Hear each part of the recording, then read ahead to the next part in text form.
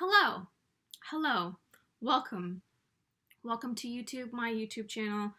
My name is Megan, and this is my little corner where I talk about everything cross stitch, except not today. All right, I am talking about cross stitch today, but I'm also talking about literally everything else ever because I'm in a very chatty mood today, and I just feel like you have to listen to me, or you have the freedom to click off the video, whatever. I won't know the difference, so it feels like I'm talking to all of you all the time, always. So that's what we're gonna do. We're gonna talk to you all the time, always.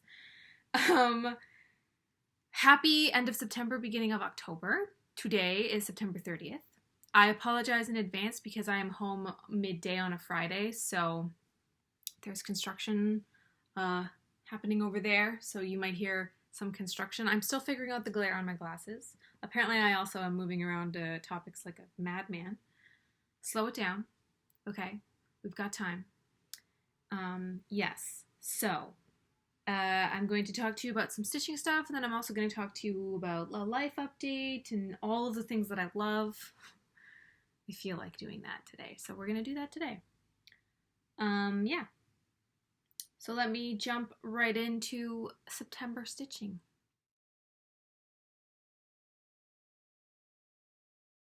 For anybody who knows me or has watched this channel since at least January of this year, you will know that I am a semi-monogamous stitcher. Insofar as I have many projects that I have projects, but I'm only stitching on a few. They're my top tier projects, if you will. So if you've been following along, you know what they are. They've been the same every month, more or less. They just sort of change monthly / seasonally, but they're kind of the same. You'll understand. We'll get there. We'll connect the dots. Don't worry. Don't worry. So I started off this month by stitching the September Cricut collection. This one was the one I was worried about because there's like a bajillion letters, and I wasn't sure how many letters I had done or how many I had left. Up until this point, I've had about 1 or 2 letters for every month left.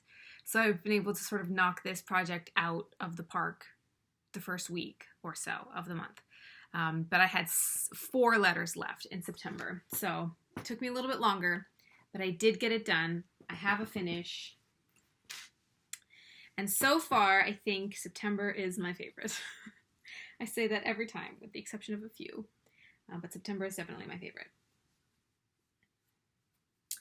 It's not totally centered great. Oh, actually, you know what? It's not that bad. Okay. Yeah, so there it is. It is stitched on the 32 count linen. I do this every time. Linen, I don't know the colorway, but it's 32 count and it's all stitched with all the called for DMC. I made no alterations or substitutions. So the 4 letters that I stitched this month were the S, the E, the P, and the T. And I stitched this fox last because he's my favorite thing in this whole thing. So, I hated stitching that hen. I don't like birds. I have a thing with birds, and the hen is huge, and I was like, I don't want to stitch this hen. And my roommate was like, just rechart it. And I was like, I'm not a miracle worker. She's like, make it a muffin. I can't remember. She told me to make it a baked good, and I didn't, obviously. I kept it as a chicken, but it's fine. Yeah, I really like the muted, like, autumnal colors that this gives, especially after last month's horrible nautical theme. I'm very happy with this. I stitched on this quite a lot. I stitched on this 5, 6, 7, 8, 9, 10, 11, 12, 13, 14 days. 14 days. And I stitched a total of 3,824 stitches on those 4 letters. Pretty good, and I signed it. I remembered to sign it. Good girl. Thanks.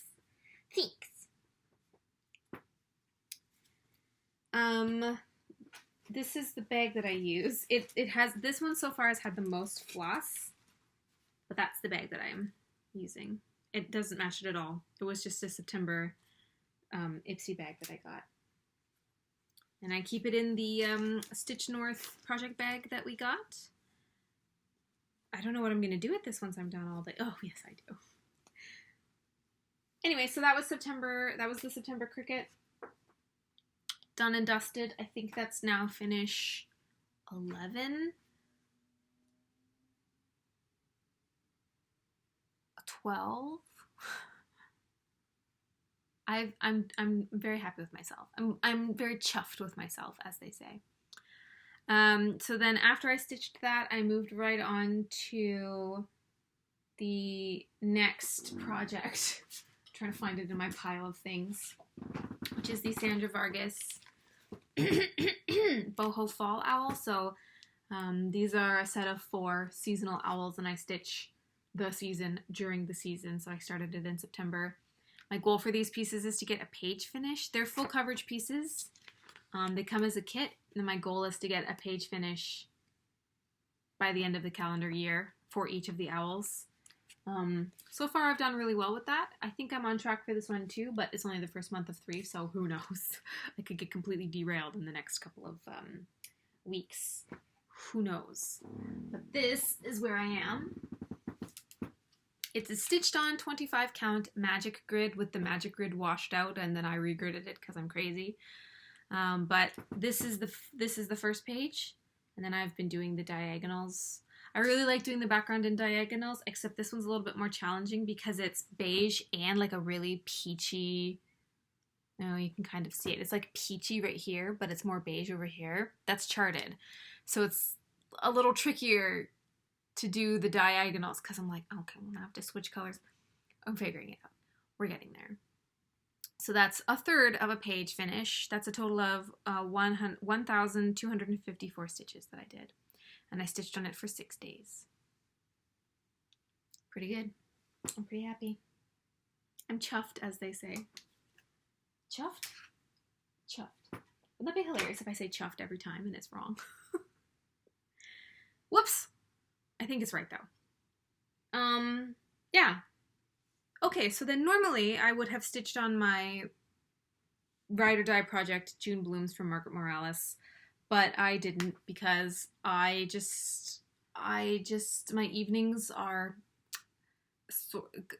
it just didn't work out to stitch June Blooms because I would have only had her out for like 2 days. I was like, there's no, like, that's a lot. Anyway, so I didn't stitch on June Bloom at all this month, sacrificed again, but I did stitch on something a lot. I stitched on, and I'm very pleased with myself. I'm chuffed, as they say.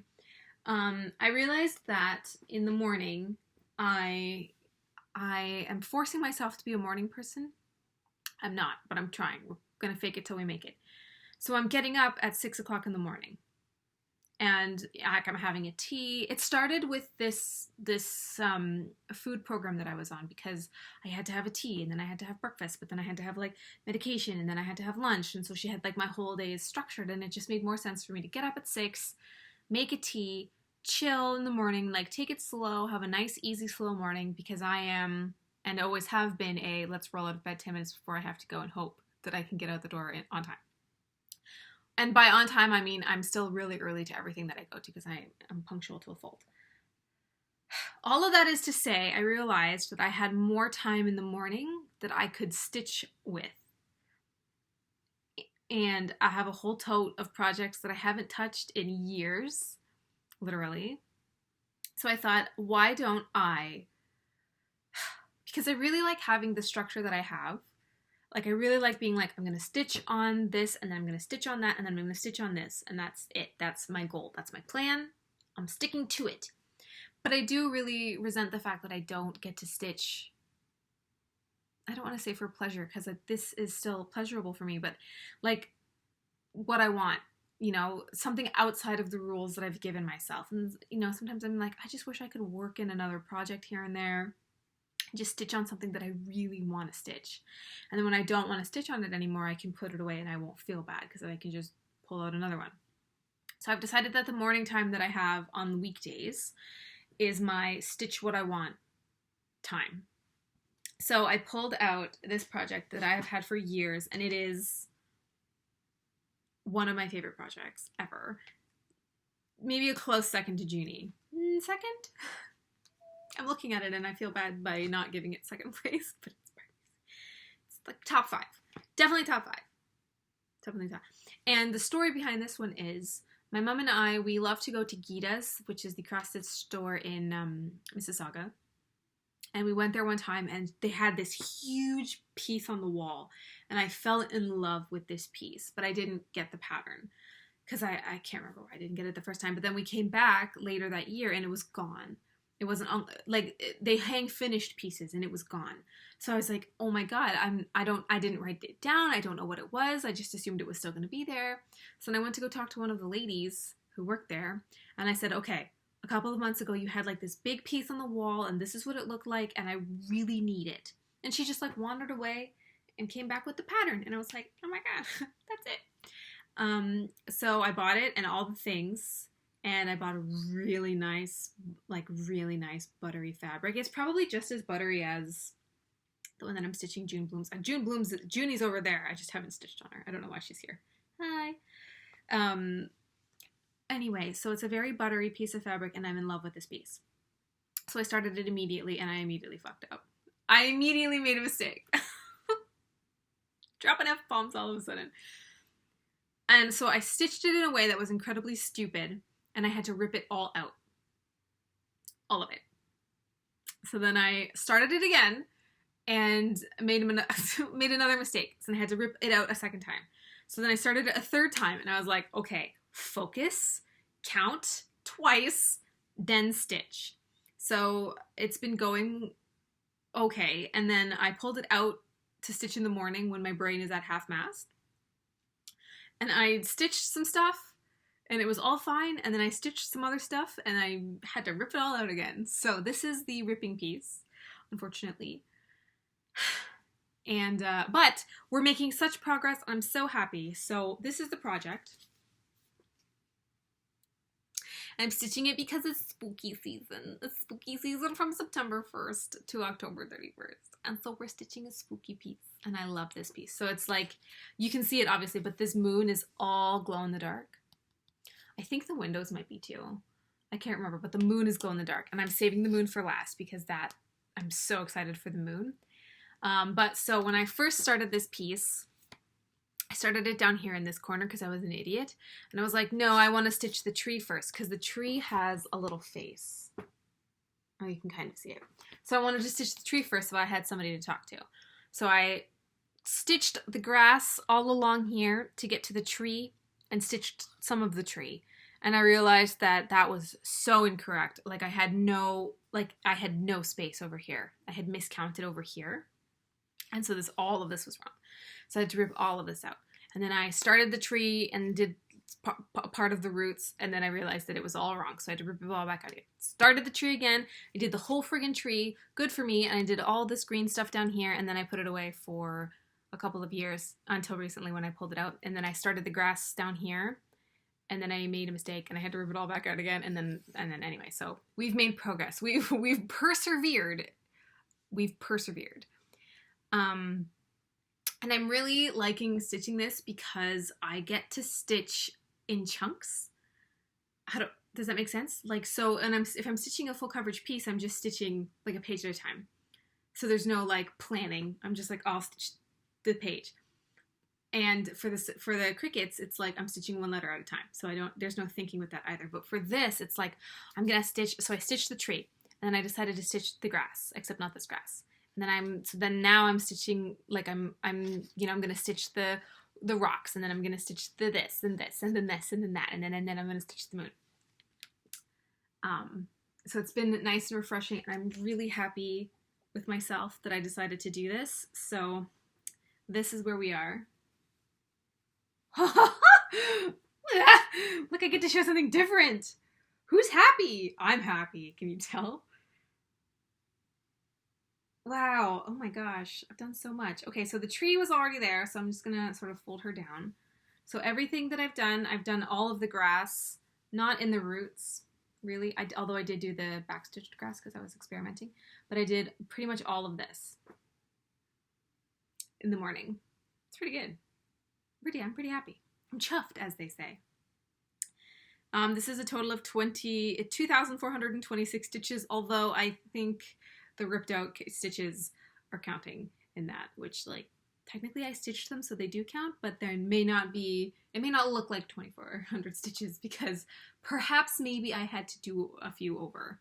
But it's a lot of fun. Green's my least favorite color, so I decided to start with the green stuff, and then this is all the rocks on the bottom of the house, and there's blends. There's blends in the rocks. It's fun. It's fun. It's making me very happy. So this right here is I'm starting on the steps to do the door. Might be easier if I had it up.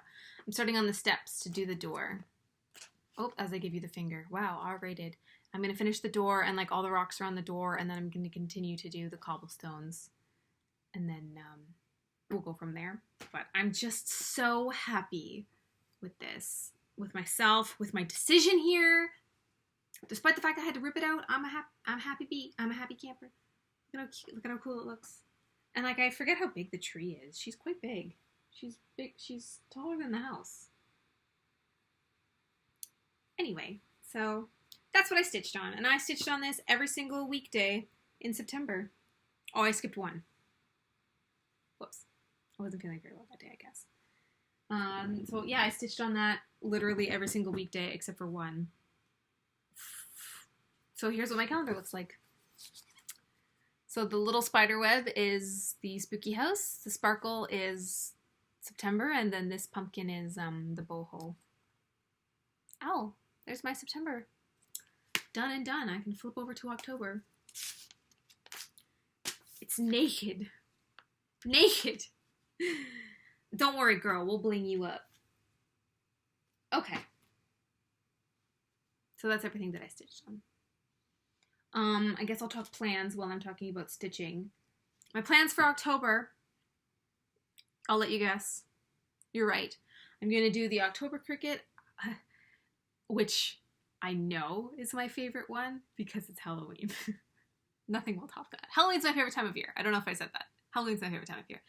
So I'm going to stitch October cricket. I'm going to do one more third of a page on boho. I'm going to hopefully continue to stitch this spooky house in the mornings. And hopefully I can get to June blooms. Although I also really do want to diamond paint. I miss diamond painting. But I don't really want to sacrifice her 2 months in a row. You know? We'll see. We'll see how we get. But those are my plans for October. I don't think October is a very busy month for me socially. Oh, that's a lie. I'm very busy in October. We have Thanksgiving, which I'm excited for. I have a rendezvous with a friend for a weekend, which I'm very excited for. I haven't seen her in a couple months now, so I'm excited to see her. So I think that's 2 out of the 4 weekends. 2 out of the 5 weekends I'm busy. Oh well, that's okay. It's worth it. Socializing, you know. Yeah. Okay. So now let's talk about the stitchy things that I have gotten this month, as in purchased or otherwise. Oh, this is going to be a disaster for me to clean up later. Okay, so I'm subscribed to the Fiberlicious Yummy Fibers Floss Pack and Fabric Pack of the month. We got there. We got there. My mom actually subscribed to the Silks, so she's funny. So the package gets shipped to the house because I don't have a big enough mailbox for package size postage. So it comes to the house, but she's not allowed to open it until I'm there so that we can open it together. And it just kills her a little inside. I'm sorry, Mom. But I pay for shipping, so you can wait. So anyway, so this is the August fabric of the month because I didn't get it in time for last month's video, and I don't have September's yet. She ships it out later in the month, but that's okay. Oh, it's a horrible sound. So the name of the fabric is I Lilac You a Lot, and I got the 32 count linen. This one's really pretty. I lilac you a lot. Pretty.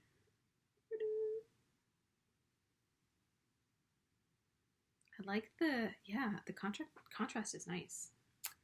I lilac that a lot. I'm not going to steal their joke. That's not cool. I'm just going to use the same one I've been using and say that I'm very chuffed with the color. Chuffed. Chuff, chuff, chuff, chuff. Why is it chuff? Why is that the word? Folks across the sea.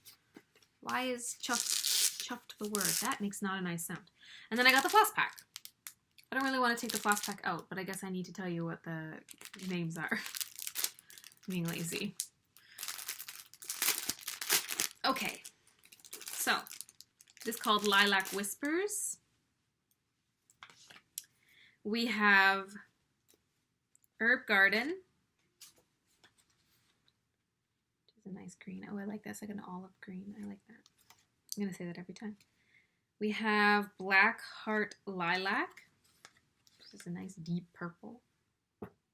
Almost matches my nails. Do You Lilac It? They use their joke twice, so I can steal their joke. It's like a mid-tone purple. Shimmering Lilac. That's pretty. It's like a gray purple. I like that. That's pretty. And then we have Wisteria Vines, which is their super variegated one. Pretty. Pretty. I like purple. I do. But, like, I'm more of a grape-toned purple fan as opposed to a... No. I'm more of a plum-toned purple fan as opposed to a grape-toned purple fan. I like the warm purple, whereas this is more of a cool purple. I'm not complaining. It's beautiful. I'm just saying it's not... If I had to choose a purple for myself to wear, I would go for more of a peach-toned purple. Okay, and then I have such exciting news. Okay, so my mother is amazing. I've said that a million times. But she's also like the most crafty person I've met in my entire life. Like she does everything. Cross stitch, crochet, knitting. I don't know, she does quilting. She did dollhousing for a while. Kind of, not really. She started that and then it kind of went nowhere and now she didn't. Anyway, it's fine. Anyway, so she's decided that she likes to make project bags. Which I have this one. You've seen this one before. It's super cute. It was one of her first ones, and she made a little this. And the boondoggles are there. Boondoggle. See, Mom? There they are. Boondoggles. Anyway, so because I'm stitching on the same projects all the time, I've been using these dollar store project bags, which are fine and they're doing the trick, but I just thought, like, if I'm stitching on these projects all the time, shouldn't I have nice project bags? And can't my mother just make me some project bags? And she said yes, because she always says yes. So we went to Land's Mill, and we picked out a bunch of fabrics. And I'm so happy about these fabric bags. So I wanted project bags specifically for Judy and my boho owls, because those are the ones that I'm going to be stitching on also into next year. So I wanted those. So I couldn't decide between a owl fabric because there was two really nice ones, and so she was very kind and she said, why don't you just get both? So I have two owl bags and one June Bloom bag. So this is the first one. Look at the fabric. Look at this boondoggle. It matches perfectly. She's so smart. And then this is the inside fabric. And then she made me a little floss, like a bag, to keep the floss stuff in, which also matches. And then the owls are on the inside. And like this one has a brown zipper and this one has an orange zipper. That's project bag number 1. And this is where, excuse me, this is where I keep my boho owl. I'm not zipping it up because of this. So that's bag number 1. Nice. Owl bag number 2, I think I might actually like better. But I don't know. I'm keeping it safe. I will use it, I will. So this is Sleepy Owls with the brown boondoggle and like a marble fabric that's also on the inside. And then she also made me a matching project zippy bag. And on the inside of this magic project zippy bag are more owls. I think I'm going to use this one for the winter and spring owls, and I'm going to use that one for fall and summer, just so that I get to use both of them. But that's the second one. And then she made me one for June Blooms, which this was the only hydrangea print that Lens Mill had, which, like, is okay. Junie is purple and blues and pinks, but I like the hydrangeas. I think they're really pretty. It was so much fun shopping for fabrics, so we might have to do that more often. Then the inside of this is like a nice green that matches the, and then I have more of the marble. And then on the inside of this project bag is the hydrangeas again. Junie is obviously not in it because I haven't touched her, so as soon as I touch her, I'll move her over into this bag. But I got all these bags. I'm so happy. I have my own personal ask and you shall receive human. Thanks, Mom. That's everything that I got. That's stitching related. So yeah, that's everything stitching related. Everything I did and stitched on. I'm going to give you a life update. So if you care to stay for my life update, you're welcome to. If you don't, thanks for tuning in. So, hi. How do I want to word this? My last video, I talked about my health journey these last couple of months, and September is, my last appointment with my nutritionist was on September 9th. So I've been flying free since September 9th with, you know what, and I realized that without somebody to keep me on track, I am very good at justifying not following the rules. She gave me 5 rules and I've broken all of them, but it's okay. I'm like not so far off that I can't get myself back on track. Like, so one of her rules is I'm only allowed to eat like 2 junk meals a month, which I immediately blew out of the water because I had like all the crap in the first weekend that I possibly could, and then I regretted it immensely. Lessons are being learned slowly. So I'm supposed to continue forward with like the cooking of my own meals and following the meal plans, and I still have supplements to take, so like I'm not totally on my own, and I have a follow-up appointment with her on the other side of Christmas. But like that still gives me 3 months of I can fuck around now. Oh, wow, I'm so sorry. I should put an R rating on this video. I keep dropping the F-bomb. I can mess around now and fix it by the time I see her, but I also know that that's not true. So I'm really struggling to not do bad things, and it's not working because I just miss good food. Like, I miss baked goods, you know what I'm saying? Like the bad good food. But I'm still eating meal-wise. I'm still eating well. Like, I'm still eating her recipes, or I'm finding recipes that match her rules. When I go out to restaurants, I'm fitting the rules. Like, I can go to restaurants and eat as long as what I'm eating fits the rules. And so far, when I've gone out to a restaurant, it always has. It's just the sugar. It's just like when I have a cookie. That's not loud, but it's good. Except it's not good. I'm realizing that sugar is really the devil, because like if you go so long without sugar and then all of a sudden you have a lot of sugar, your body is like, I accidentally had, and by accidentally I mean I totally 100% did it to myself, but I had a chocolate bar the other day, a full chocolate bar, and I felt like I was like buzzing. I felt like a bumblebee. Like everything just felt like it was going so fast, and I was vibrating. So sugar in small dosages. That being said, I just love sugar. I really miss it. So we're working on it. I'm certainly, I haven't slipped back to, like, I still haven't had the problems that I had prior to the nutritionist. Like, my stomach is fine. Everything is fine. I feel okay. I'm just like, when I eat sugar, I feel it. And that's not good. But what are you going to do? Anyway, so that's my journey right now with the health. So it's going okay. I gotta just, focus. School started up again in September, and it is not going well.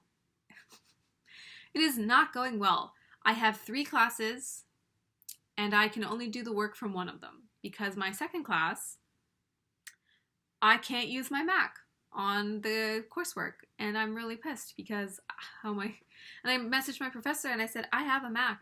What am I supposed to do? And she's like, well, you can rent a laptop from the school. I am not in the city that this school is in. It's like 3 hours away from me. I'm not renting. Anyway, so I was like, well, maybe I can use my work laptop, and my mom offered to let me use her laptop, and actually one of my coworkers offered to let me use her personal laptop. So, I mean, I'll get it done, but I'm just really peeved. And, like, she gave me an extension on all the assignments because, like, I have to resource a laptop. And then I can't do the other half of that course because they didn't send me access codes with my textbooks. So hopefully that comes soon so I can get to work and catch up over the weekend. Fingers crossed. So school's not going well. Oh, and then my 3rd class is just locked. I can't get into it. So I don't know what's due. I don't know what assignments I have. It's locked. It won't let me in. It's a communications course, and it's not communicating very well, so isn't that ironic? Yes, it is. So I am not chuffed about school. I'm unhappy. I'm stressed. Anyway, so that's cool. It's not going well, if you can tell. So that's, yeah, I think that's really all of my big life updates. I do have some shout outs to give, and they are all my family members. And I meant to do this in my last video and I forgot, but I wrote it down this time. I wrote down my list. So I'm giving some family shout outs because I have some extended family that either watch all of or some of my videos. And the last time that we got together, they came up and chatted with me about them. And so I'm really appreciative that my family cares enough to watch me talk at them for half an hour every month. So I just wanted to give a shout out to my cousin Michael and his wife Nicole. And I also wanted to give a shout out to my Aunt Peggy and my Uncle Tom for watching my videos. Thank you. Those are the ones that I know for sure watch them on a fairly regular basis. If I've missed a family member, I'm sorry. But you don't come and talk to me about it, so how am I supposed to know? So I just really wanted to thank you guys for your support. Support of my virtual life given to me in my real life, which is nice. It's a nice crossing of paths. I also wanted to give a shout out to my brother, who does not watch my Flosstube videos, but it was his birthday this month. And he's just the best human on the planet. Hands down. So I just wanted to wish my brother a happy birthday, and for his birthday, he likes to do things. Like, he doesn't like to get things, he likes to do things. He likes experiences for his birthday. So we went to the ROM to go and see this Harry Potter exhibit that's on right now. Which, like, isn't really his jam, but I'm glad that he came. I'm glad that he was, like, ready to go because I am a Harry Potter fan. And my dad came too, which was really nice. My mom did not come. She was not feeling well that day. But so me and the boys just wandered around the ROM for a couple of hours, and then we went and had Japanese barbecue, and it was absolutely delicious, and it was such a great day. It was just so nice, and it just struck me as to how amazing my family is. My mother wasn't there, but, like, you know she's amazing because I talk about her all the time. But I also just wanted to say that the men in my family, my father and my brother, are also amazing human beings. I'm a very blessed person with my family, and I know that. I always have known that. So my immediate family and my extended family are amazing. Thank you. I feel very much like I'm part of the Brady Bunch. That's pretty much it. I want to talk about some other stuff that's so not related to stitching at all, and it's not really a life update. It's stuff that I've wanted to try and work into a video, but I just couldn't figure out how. So I'm just going to do it because it's whatever. If you don't want to watch, then you don't have to. I don't care. I'm documenting my month-to-month life. You're welcome to watch it. If you don't want to watch it, that's okay. I'm not offended. I want to talk about it, so I'm going to talk about it. I don't know why I have to justify it to you. I don't. So, okay. I have tried many times to work in other hobbies other than stitching, and it never feels right. But I really do want to talk about the other things that I spend my time and money on. So we're gonna fiddle around with this, and it's gonna be awkward and weird because, you know, I'm used to presenting cross stitch in a way, but I'm not used to presenting other things in a way. So we're gonna try. So the first thing I'm going to talk about is the books that I read this month. I was a reading fiend this month. Don't ask me why, but I have been a busy reader this month. And everything I've read so far this month has been amazing. And if you haven't read it, you really, really should. I'm just saying, you should read these books. So the first book that I read was called Braiding Sweetgrass by Robin Wall Kimmerer. These are all of my stickies. They are quotes and ideas that I really appreciated. My roommate is also reading this book, so she's got a little... This is her bookmark. I think it's a leaf. It's a leaf. It is about the indigenous community's relationship with the earth. And it was so incredibly moving to listen or to read about their lifestyle and like everything that entailed when she was young and even like back for her ancestors. And it was heartbreaking to see how that was lost. But it's also really, she's a very poetic writer. And so she talks about, each chapter for the most part is a different type of vegetation or plant. And she talks about what that means, what that meant for her community and what it means now and how we can reestablish our relationship with the world if we go back to honoring these original traditions. We as in everybody. And it was very good. It really made me think about my relationship, especially with food, because I was going through this journey at the same time. So it really made me think about my relationship with food because like I don't really have one. You know, I just go to the grocery store and buy what I need, but where does that come from? You know, so if you aren't ready to read about how shitty white people made the world, then maybe don't read this book. But if you are open to that conversation, it was very, very good. I don't even have the words to describe it, but I would not normally pick up this kind of book. I'm going to be completely honest. I usually spend my time reading books that take me away from the world that I'm in.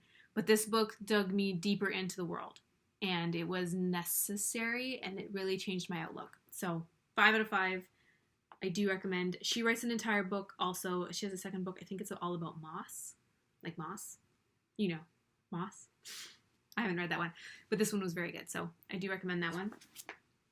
Then I bounced right into The House on the Cerulean Sea, which was recommended to me by my roommate. And this book is such a sweet, wholesome, good read. Like my roommate read it first and she was like, oh, it's so sweet. Everybody is so sweet. All of the characters are so sweet. And I was like, okay, yeah, sure, that sounds great. But then you read it and you're just like, oh my God, they're all so sweet. All these characters are amazing. The premise of the book is, I don't really want to ruin anything.